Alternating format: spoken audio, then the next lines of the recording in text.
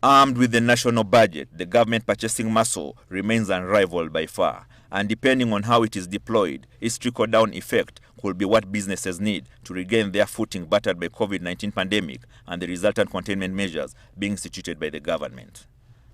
However, going by experience, some key economic sector players, despite looking to tap into budget opportunities, remain skeptical of the budget trickle-down effect. Government has oftentimes passed budgets, or ministries and departments pass budgets where they intend to pay the suppliers or the providers who are local producers, okay? But then somewhere, somehow, these monies are diverted. And that is why for quite some time we've been urging governments to lock this monies in the e-procurement systems, so that the money that is allocated to a department to pay a supplier, a local supplier, is actually used to pay that supplier on time. While emphasizing the need for a trickle-down of the budget funds to the private sector, businesses themselves might need to be more vigilant. It's very, very critical for business owners and those charged with governance to be aware of the national agenda and align their internal strategies to the national strategy in order to tap into the platform that is being created for them by the state. Evidently, government financial discipline, to especially allow the budget funds to do what it's supposed to do, including paying suppliers, is imperative. But outside the document and policy of the budget, proactive facilitation of the private sector to thrive in export business is also crucial.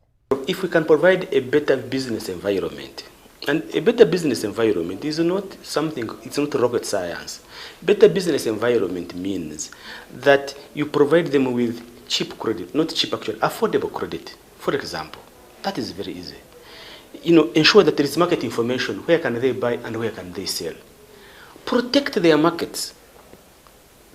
If somebody has sent his 2 tons of maize to South Sudan and they are stolen, what is our government doing? What is our ambassador in South Sudan doing? Protect their markets. These are some of the things that you need our SMEs to do. And we will make it, because Uganda has shown that our economy actually is growing at 3.1%. Consumes around 1 million tons of sesame, almost per month. Uganda, we are the second biggest growers of sesame in Africa.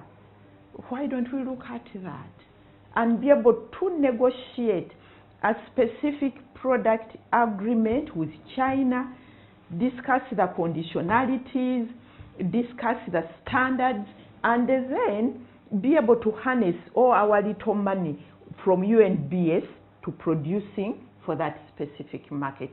So those are the departures we are talking about. If government, in its tough rationalization, can also make sure it does not overcut the so-called consumptive expenditure, which typical small and medium enterprises are heavily reliant upon, the new financial year's budget should to some extent help shore up more businesses. Ismail Musa, Ladu, NTV Business.